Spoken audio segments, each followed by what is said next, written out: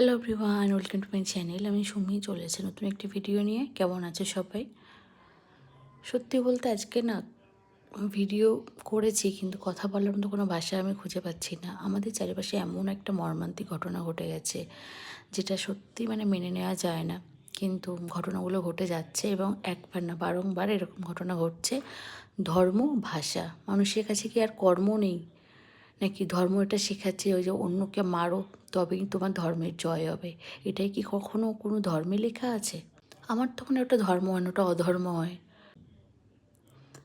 এমন একটা বাজে পরিস্থিতি তৈরি হয়েছে চারিপাশে, মানে কি বলবো, যেখানটায় মানুষ এত ভালোবেসে যেত, এত সুন্দর একটা জায়গা, ওখানকার মানুষদের রুজি রোজগারগুলোও কেড়ে নিচ্ছে এই পরিস্থিতির জন্য। ভগবানের কাছে একটা কথা বলবো, যারা প্রাণপ্রিয় মানুষগুলোকে হারিয়েছে, ভগবান তাদের মনে অনেক শক্তি যোগাক, ভগবান তাদেরকে শান্ত রাখুক।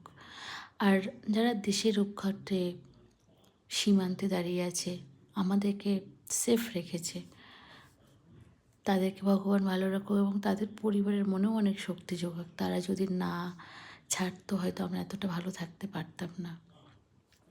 সর্বপরিবার আমাদের ভালো থাকতে হবে, দেশকে ভালো রাখতে হবে। সেটা কি সবাই ভাবে?